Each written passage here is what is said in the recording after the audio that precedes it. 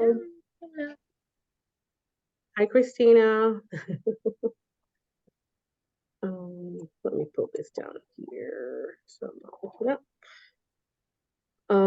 Allison is going to be late. She's in a work meeting, so she's going to join us as soon as she's finished with that.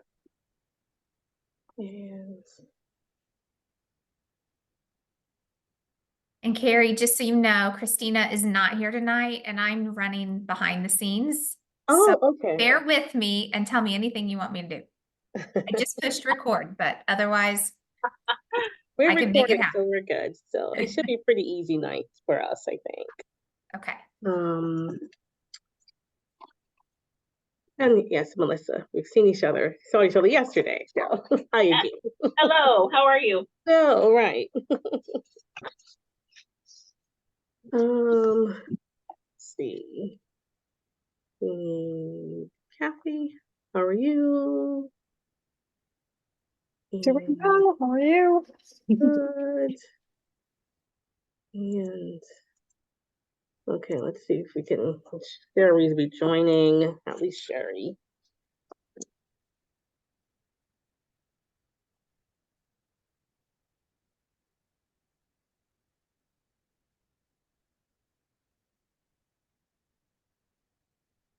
Need one more person to join.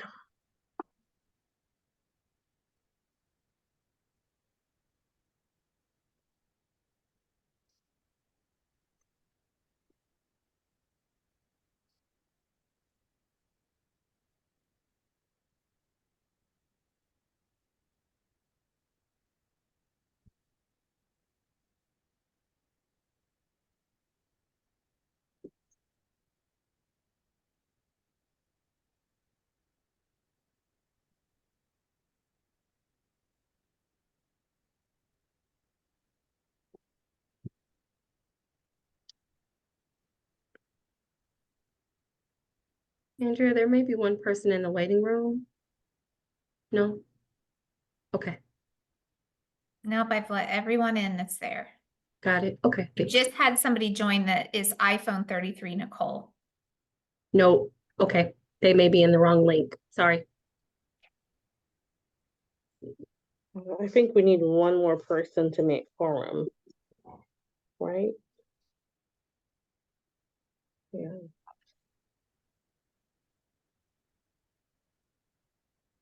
Avi just came in.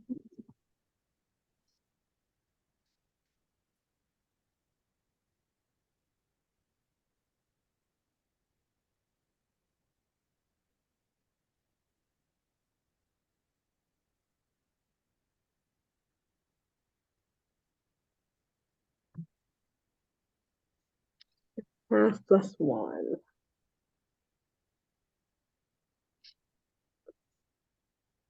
Half of us. 1, 2, 3.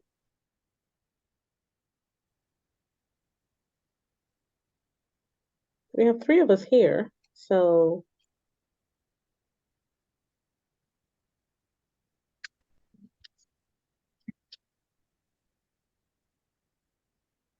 Oh, somebody else just came in.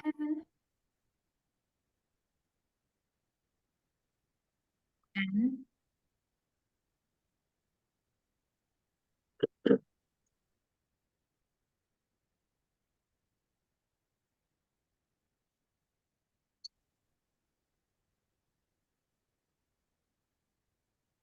who just joined? Mrs. Gregory. Okay. Hello. Good evening. Hi, how are you? Good.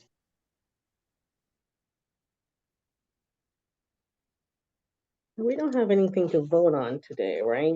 Well, No. let's see. Nothing to vote on today. Nothing to vote on today. Okay, we have 3 members here, so I think we can get started. Okay. All right, let's go. Good evening, everyone. Thank you for joining today's board meeting, December 14, 2023. This public meeting.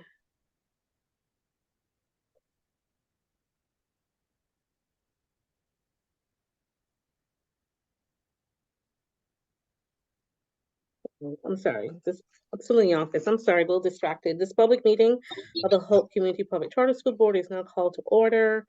We will now call the roll to determine if we have quorum. I'm here. Anissa Bailey, I'm here. Carrie. Here. Anissa Bailey, you're here. And Lorraine Oyotola, you're here. Here. Okay, do we have Sharifat? No, Eric Johnson. Allison Barr. No, we have half of the board here, so a quorum has been determined. We will now proceed with the business portion of the meeting. We have an agenda to review. Just please note that the new business action items, we won't be doing approvals on those items. Imagine learning curriculum and the HVAC and the snow removal contract. No approvals needed today. That'll be the change on the agenda. Otherwise, I would like to ask for a motion to approve the agenda. This is Anissa. I move to approve the agenda. May I have a second? This is Lorraine. I second. Thank you, Lorraine. All in favor, please say aye. Aye. Aye. Aye. Any nays or abstentions? No. The agenda is approved. Board members, we also have the board minutes to review. Are there any corrections? No, I don't think there are. I have a motion to approve the minutes from our November 30th, 2023 board meeting.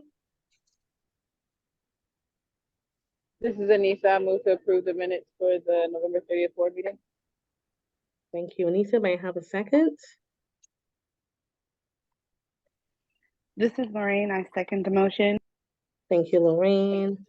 All in favor say aye. Aye. Aye. Aye. Thank you. Any nays or abstentions? No. The minutes we approved will be online, and the minutes from this meeting will be approved in the January meeting, and the recording of this meeting should be available online 24 to 48 hours. These actions are based on the Open Meetings Act, and today we will hear from Phalen and Hope on the progress of the school, and I think starting off with Eva on the financial report today.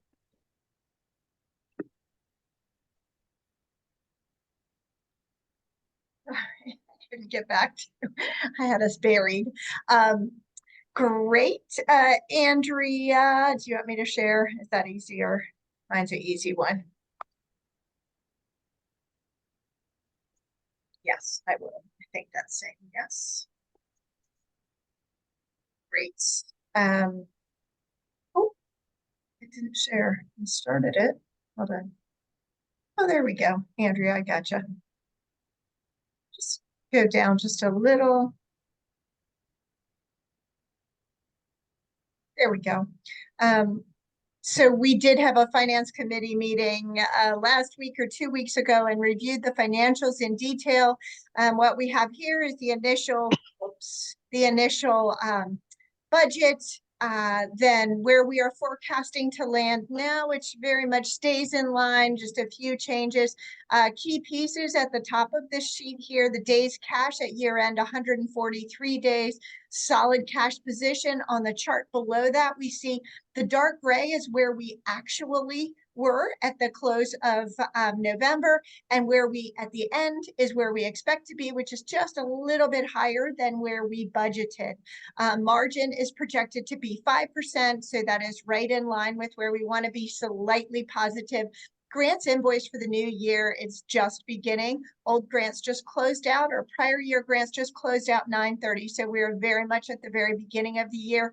Overall, the forecast, which is the 1, 2, 3, 4th column in, stays very much in line with where we were. We had a small pickup a revenue pickup from the additional dollars that were allocated to be sure that salaries were where they needed to be. We have also incurred those salaries, so we see a similar offset on the salaries line item and a little bit of a pickup that flows to the bottom line. So overall, we're staying very much in line with projections.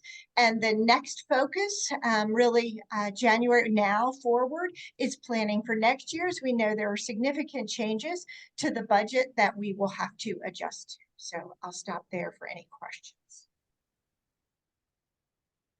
Only thing I would add is that Allison and I met with the auditors, so the audit will be a clean audit. We will, and then they will be at the January meeting to review the 990 that will be voted on there, and I think we should be good to go, right, Eva, to get everything filed. Correct. I actually got the notice for the federal audit clearinghouse, which is for the single audit submission tonight. So that'll be completed tomorrow. So we're in good shape. Okay, that sounds good. Yeah. But audit wise, we're in good shape, which is good. Great. All right. Thank you, Eva. All right. So Melissa, we don't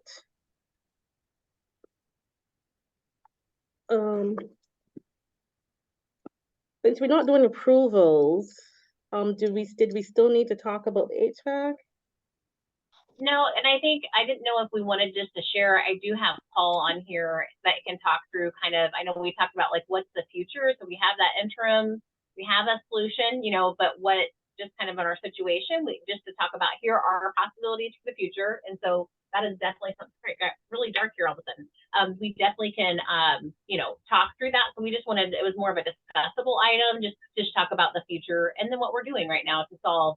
Doesn't really require board approval or anything, but if we just wanted to make sure the board was aware of what was going on. Okay, hi Paul. If you could just kind of walk us through, just for transparency purposes, Melissa, Paul, and I met last week, or I think last week, to discuss the HVAC, just to bring some of the board members up to date, and just what's going on, what we decided. This is going to be a long-term recurring issue. Just want to make sure everyone's on the same page. So if you could just bring us up to speed, Paul, I would really appreciate it. Yeah, absolutely. So concerning the HVAC status at the campus, you've got kind of a three prongs, the same issue, right? So we call it the root cause, HVAC. We're not getting air cool or hot enough into the building to keep the scholars comfortable and in a safe learning environment. The first route is replace the units, rooftop units. You may hear me call them RTUs for short. They're outside of their manufacturer lifespan. They're going to be breaking down, wearing out, so on and so forth. It's kind of like, you know, you've got your car, right? It's 20 years. It's done you a great job, but now every time the transmission's going and all those things, brake lines are exploding. It's the same thing with these rooftop units. They have a life of service, and ours are outside of it. So option number one is to replace those units. We've done some looking into it. Total cost is about $800,000. There's incentives and programs that can drop that around to $530,000. It's not, since we don't own the building, I don't know that that would be the best route. The second prong of that is a repair-based option. So currently we have one of the units malfunctioning. It's not providing heat to the building. I've been out myself to look at it. None of the zones, we'll call it, that the RTU supplies affect classrooms. They're passing areas and maybe some unused offices. The repair route is an option, but it's kind of like a Band-Aid on the situation. You're going to keep having things wear down, break out. The big piece is it's not cheap repairs either. So to get the one unit up and running, and who knows how long that's going to last, is about $30,000. The third prong that I would say that is my recommendation to continue going is a rework option. So I've been looking into the fire code, checking with fire marshals, and to make sure that this is a sustainable and a legal, right? Most importantly, legal option. So looking into it, buying in-unit heaters is going to be a very affordable option. It's safe option. There's great heaters out there that are touch safe. They even have air filters that help, with antimicrobial, antiviral, so that way we have a clean learning environment. There's a lot of really good safety features for it. The cost, if we wanted to supply 25 of them to the building, and Ms. Smith, I've been tracking the price on it. It actually just dropped since we've talked as well on the same unit. But when we talked last week, it was about $3,200 to get 25 of them that come with a 2-year warranty on there. So over the life of it, when we look at it that we don't own this building, I think the rework option would probably be the most cost effective, and there's a lot of upsides and benefits to it. These units are going to heat well and drop our utility prices for the building. So that cost savings of that 3,200, when we stack up against 30,000 and 530,000, I think is the most economic point. And like I said, for me, I don't think it's going to be sacrificing anything as far as comfort for our scholars. Okay.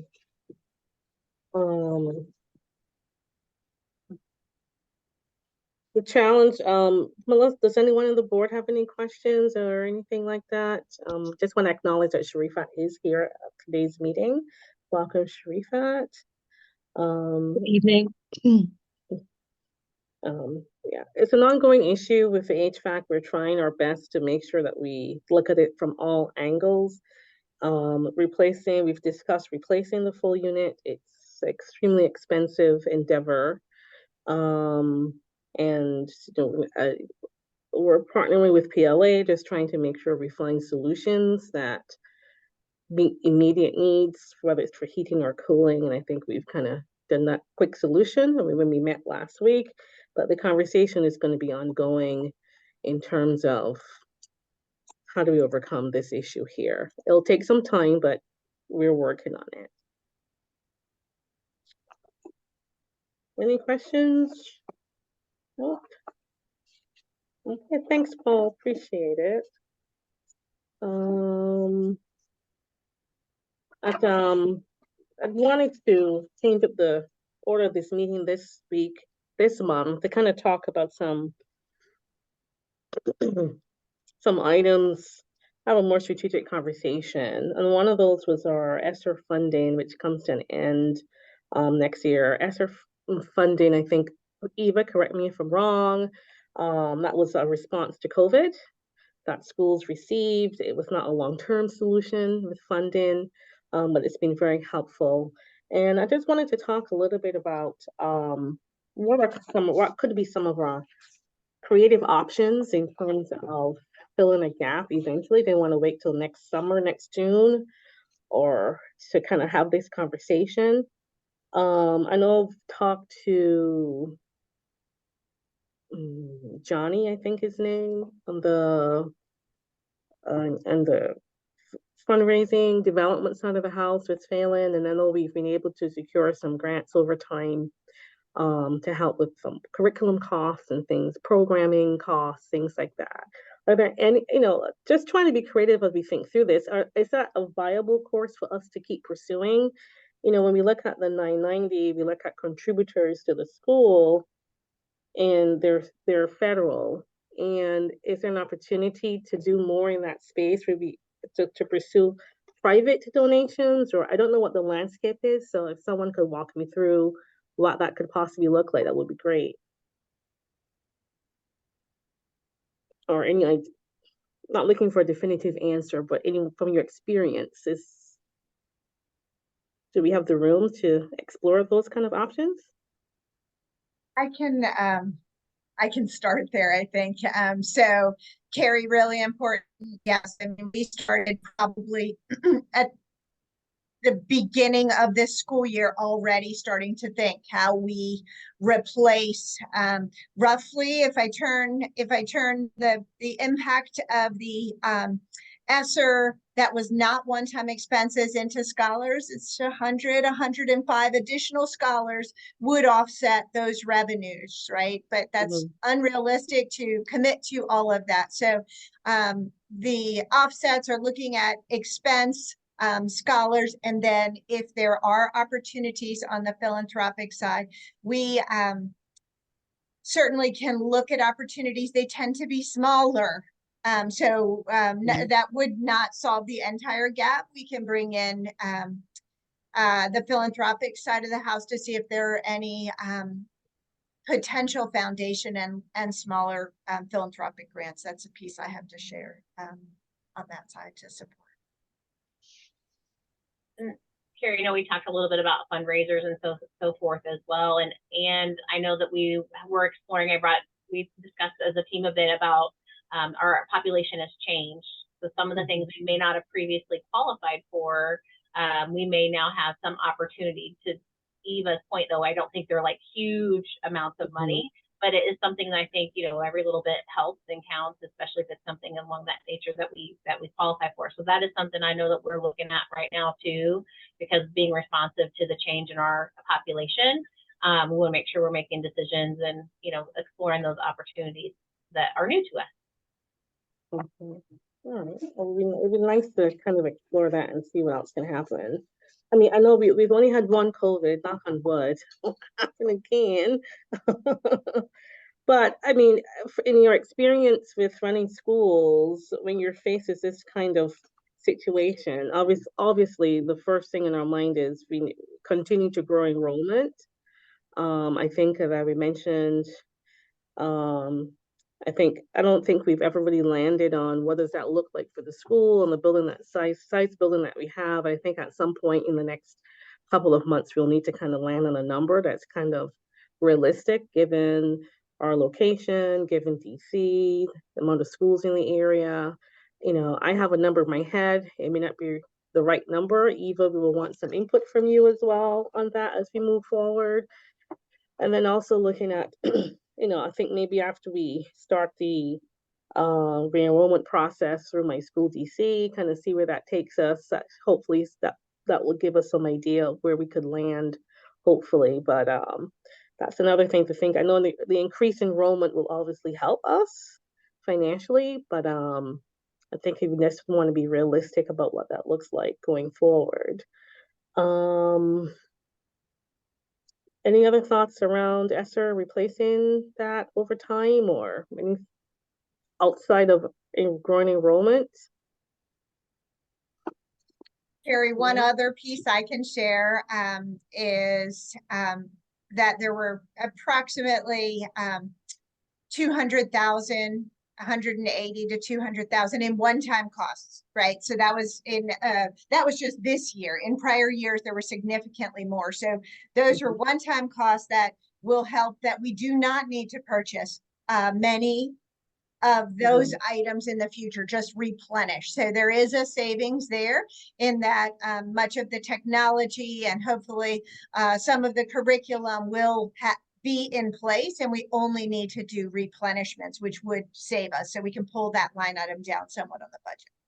And Melissa, how do you feel about our current curriculum that we have in place? Is it one that's sustainable given our population has changed? You know, are we still in the right place as we think about looking out to next school year? I think it is, and I think we just have to be responsive. And I do know one of the things we talked about, there is that Imagine Learning piece that is on the agenda today, and I apologize because I wasn't looking right at it. But I know, like, specifically looking at that is, we have students who are new to the country, you know, and have had, you know, limited exposure to education. And so that Imagine Learning piece really speaks to that population.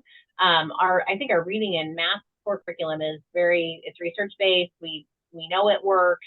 You know, so I do think in that regard, we're in a good space. I know we talked a little bit about STEM. One of the things with the STEM program that we purchased, it has both consumables and reusables. So the reusables, I think, was great. There will be some small costs with consumables. So it you know, which I think is a sustainable program. And so far, when I've been in the school, the kids have been, they have been so excited. They've been building robotic cars and, you know, like all of these different things. We watched them race them in the hallway, and I don't know. So there seems like to be a lot of joy and engagement there. But I know that STEM has been kind of a conversation as we think about next year and how we're branding our school. How do we continue to grow that, and what does that look like? I think that's an important conversation we'll have as we lead up to next year. And Dr. Owens, are you there?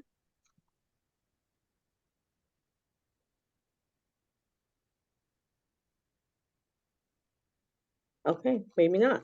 He's on the call, but I don't see him right now, so maybe he has to step away for a moment. Right, yeah. And I think I saw Ashley on the call.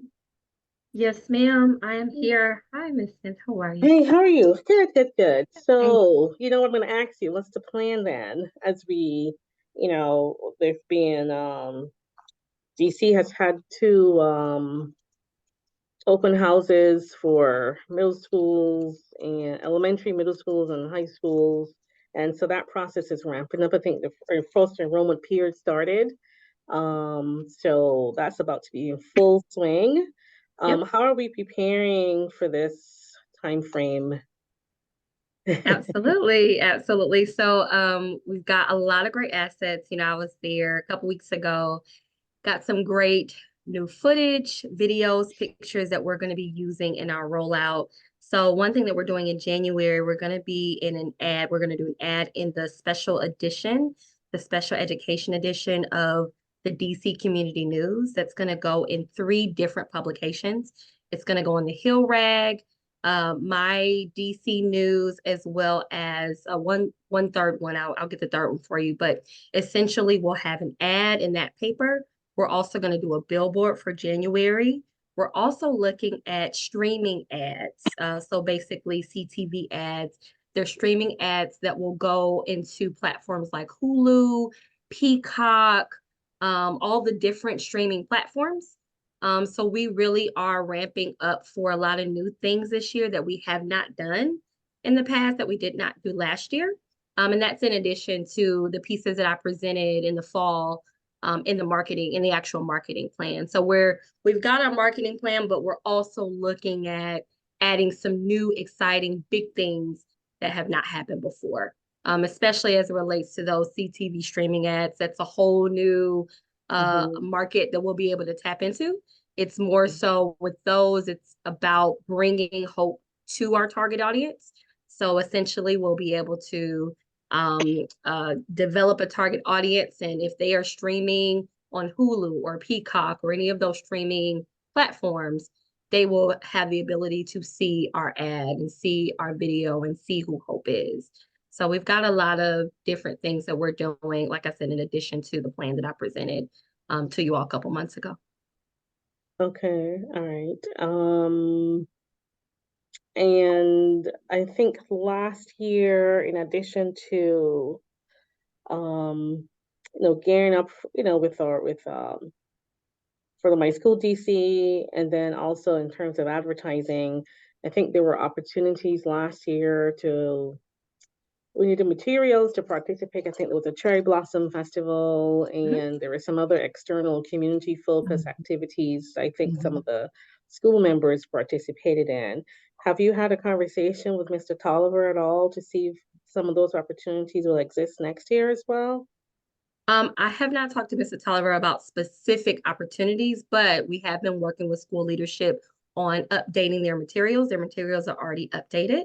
I think we're just waiting on final edits, but they'll have their new materials in January. They've got new banners on the building, and an actual new retractable banner with a new scholar.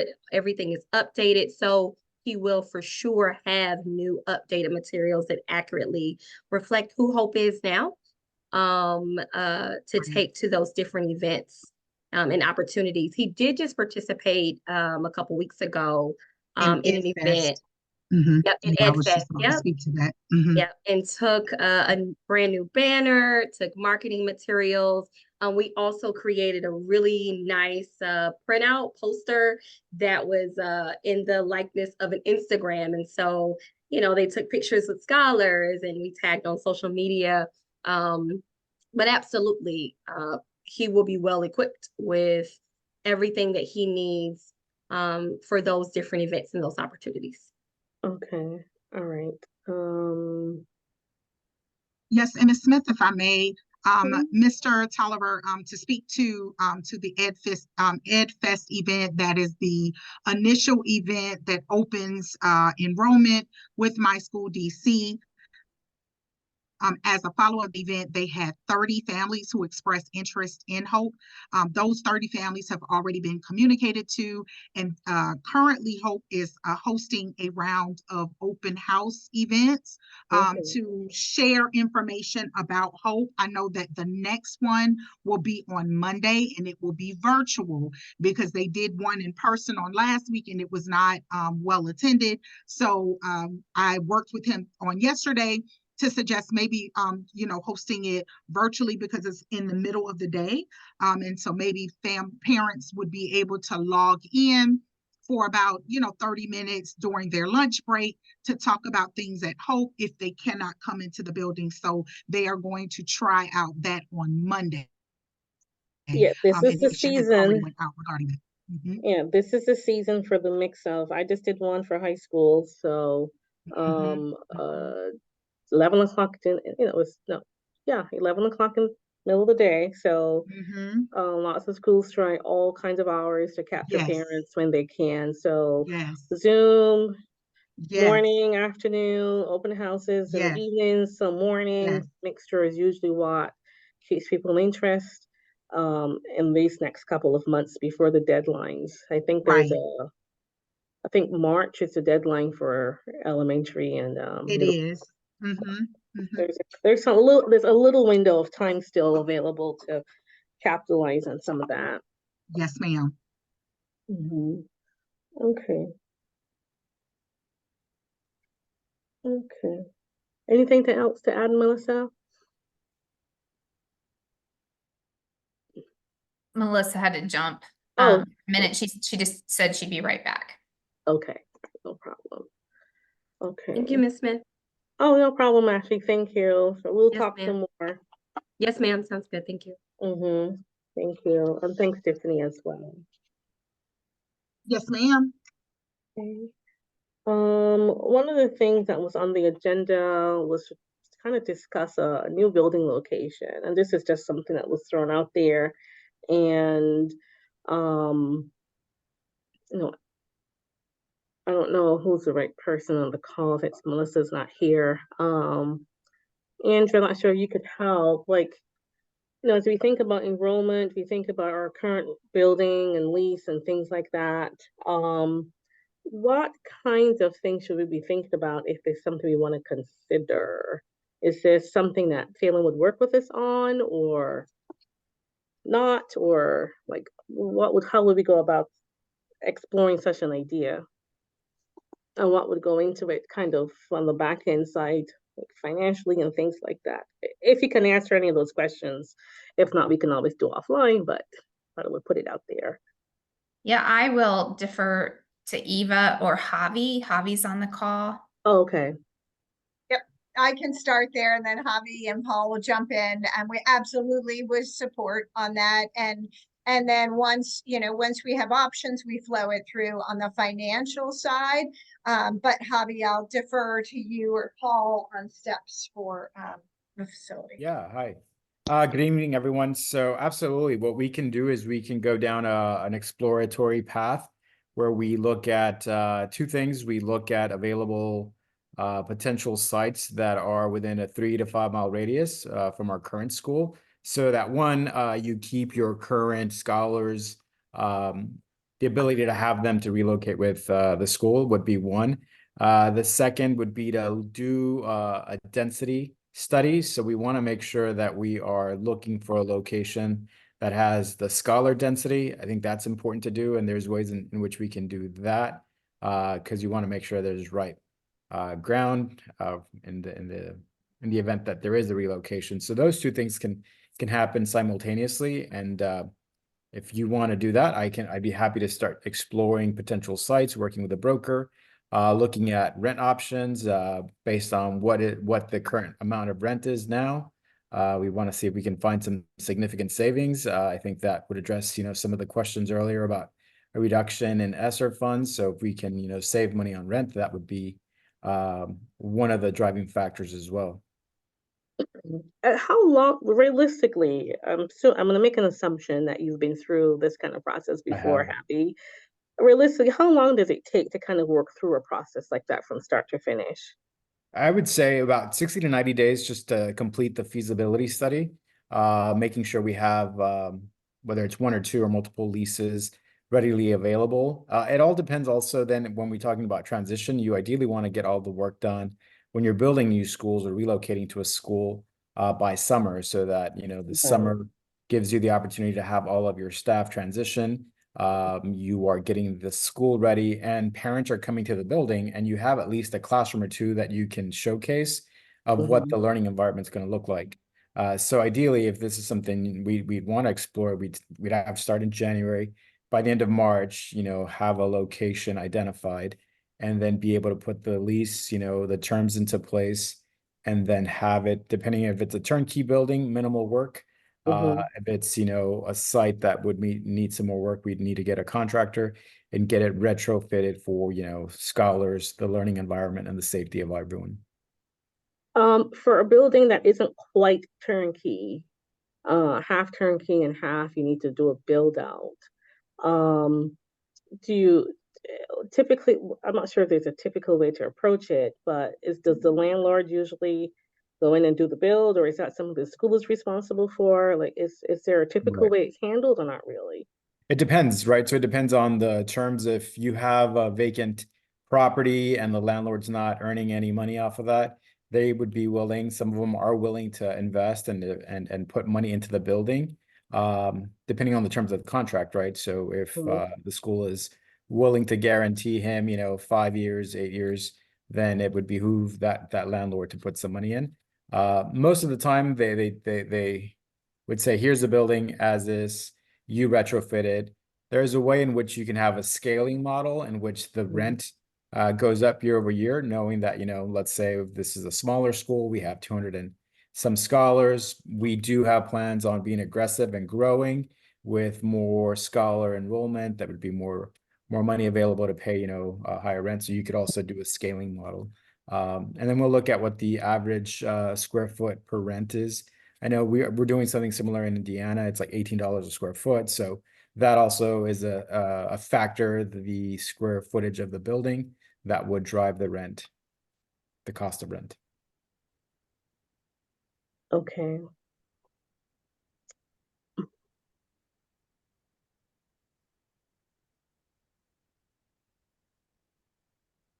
Okay, I think I have a couple more questions, but I may just reach out separately, Javi. Absolutely. You have my email. I'll email you after this call if you have any questions, and then just let me know. We can start doing some exploratory work as well.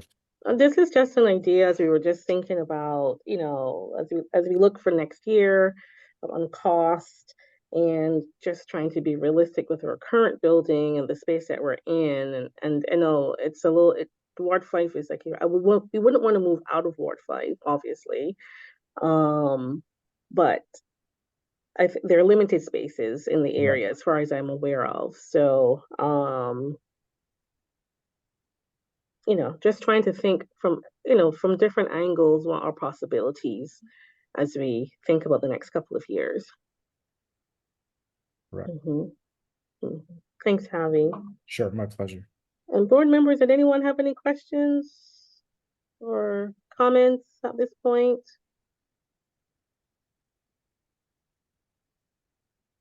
Yeah, okay, this should be a pretty quick board meeting. So I guess we can move into our, wow, this is our second meeting with, we've moved pretty quickly through it. Let's go to our open comment section, public comments.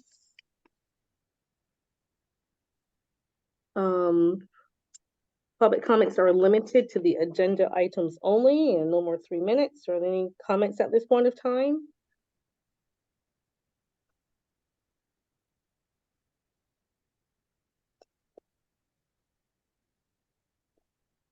Oh, okay.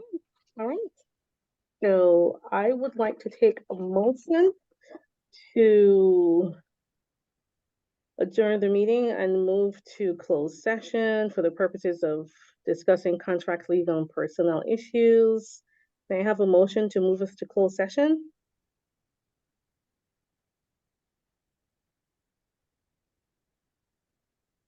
This is Anissa. I move us to closed session for the purposes of contractual, personal, and legal discussion. And Anissa want to second that? This is Sharifa, second. Okay, all right, we will, all in favor say aye. Aye. Aye. Any nays or abstentions? No, and we're gonna move into a closed session. For those of you who need to jump off, thank you very much, and we won't be long in closed session, so. Could you move us in? So Carrie, this is Mhm. Andrea again. So Christina's not here, so what do I do? Do I open a breakout room and I pull us all into it? Yes, uh-huh. And then do I stay or do I leave and make you host? I don't know how it works. You can make me host, as Okay. long as I can get back into the main meeting. Okay, well, I'm gonna make you co-host and then that gives you access to everything. Okay, And then I will stay in the main room. okay, all right, we won't be that long. And then what I'll do is I'm gonna move you guys all into a breakout. Okay, that's fine.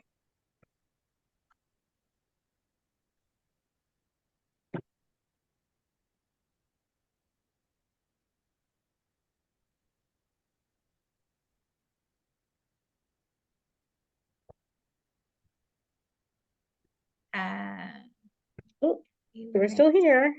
Okay, there you go. I think I've got you. I'm opening the room and I'm gonna put you in there. Okay.